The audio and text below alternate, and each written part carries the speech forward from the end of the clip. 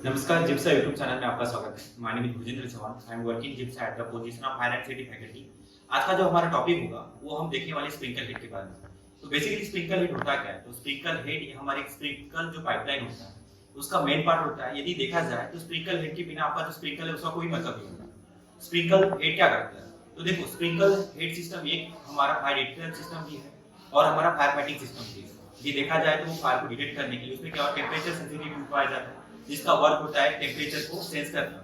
और ठीक उसी प्रकार से जब स्प्रिंकल वर्क करता है, ऑपरेट होता है, तब वहां से पता चलता है कि स्प्रिंकल की जो पाइपलाइन होती है उसमें से जो वाटर होता है वाटर स्प्रे करता है। तो इस माध्यम से क्या होता है, जहां पे छोटी मात्रा में आग लगी होती है तो उसको स्टार्टिंग एज में, बिगिनिंग एज की यदि बात करें तो बिगिनिंग एज में उसको प्रिवेंट करने के लिए स्प्रिंकल हेड बहुत ही ज्यादा महत्वपूर्ण योगदान निभाता है। तो आज हम टॉपिक जो पढ़ने वाले स्प्रिंकल हेड के बारे में, तो क्या बेसिकली फैसिलिटी क्या मिलता है हमें, क्या विशेषता होती है हमारे स्प्रिंकल हेड में, उसके बारे में हम देखने वाले हैं। जैसे कि आपको दिखाई दे रहा है कि हमारा फायर स्प्रिंकल हेड का कंपोनेंट है, तो उसके क्या पार्ट्स होते हैं, क्या कलर कोडिंग पाई जाती है, वो हम यहाँ पे डिटेल में पढ़ने वाले हैं। तो ये है हमारा स्प्रिंकल हेड। तो हम सबसे पहले देखेंगे इसका डिफ्लेक्टर सिस्टम। तो ये आपको जो दिखाई दे रहा है इसे डिफ्लेक्टर सिस्टम इसलिए भी बोला जाता है कि डिफ्लेक्ट क्या करता है, जब हमारा टेम्परेचर सेंसिटिव ट्यूब क्या होता है, ब्रोकन हो जाता है, टूट जाता है, तो यहाँ से जो वाटर स्पीड होता है, तो वाटर स्पीड होके यहाँ पे टकराता है, यहाँ पे इंसिडेंट होता है और उसके बाद में हमारा वाटर जो होता है स्पीड होता है ओवरऑल एरिया में। उसके बाद में हम देखेंगे ये है इसका फ्रेम। तो फ्रेम का वर्क क्या होता है, तो फ्रेम एक तरीके से इसको सपोर्टेबल वर्क करता है,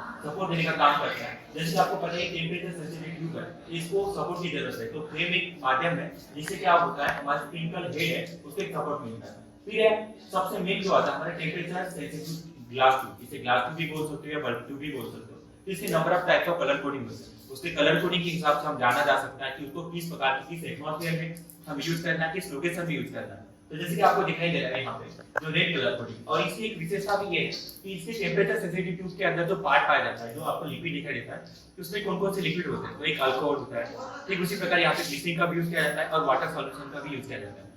क्योंकि क्या है, यहाँ पे लिक्विड यूज करने के पीछे का एक ही रीजन है कि लिक्विड का क्या होता है, एक मेल्टिंग पॉइंट होता है, बॉइलिंग पॉइंट होता है। जब ये हाई टेम्परेचर में, हाई टेम्परेचर इसी जब ये क्या करता है, ब्रोकन हो जाता है, क्योंकि इसके अंदर का जो लिक्विड है वो बॉइलिंग होने की जो प्रोसेस है वो पूरी करता है, और जो ये थिकनेस जो ग्लास ट्यूब है वो कहीं ना कहीं ब्रोकन होता है। और जैसे ही ब्रोकन हो जाता है तो यहाँ जो हमारी पाइपलाइन लगी थी स्प्रिंकलर की, वहां से आपका एयर रिलीज हो जाएगा। एयर रिलीज होने के बाद में यहाँ से आपको जो सीलिंग दिखाई दे रही है, ये सीलिंग के पार्ट से आपको वाटर फ्लो होता है और डिफ्लेक्ट करता है यहाँ पे, और आपका जो एरिया कवर अप किया जाता है जहाँ पे आग लगी होती है। अब हम देखेंगे जैसे कि सीलिंग असेंबली, सीलिंग असेंबली का काम करता है एक तरीके से यहाँ पे इसको प्रोटेक्ट करने के लिए, जो ग्लास ट्यूब है इसको सपोर्ट करने के लिए यहाँ पे सीलिंग लगी होती है। सीलिंग क्या करता है, आपका जो एयर होता है, एयर का जो प्रेशर होता है उसको कंट्रोलिंग करने का काम आपका ये सीलिंग करता है। अब हम जाएंगे इसके कलर कोडिंग। तो जैसे हमने बात किया था स्प्रिंकलर एक number of type of colour coding में भी आता है। यदि बात करें उसकी जो स्टार्टिंग का जो कलर कोडिंग है जो बेसिकली यूज किया जाता है वो ऑरेंज में होता है, और जैसी कलर कोडिंग है उस हिसाब से उसका टेम्परेचर भी सेट किया जाता है। जैसे हम बात करें 57 डिग्री सेल्सियस होता है ऑरेंज का, उसके बाद में यदि बात करें तो आपका कलर कोडिंग आ जाता है रेड कलर जिसका आता है 68 डिग्री सेल्सियस। उसके बाद में आपका आ जाएगा येलो कलर कोडिंग जिसका आता है 78 डिग्री सेल्सियस। उसके बाद में हम जब देखेंगे तो आपको क्या आएगा, ग्रीन आएगा, तो उसका आ जाएगा 93।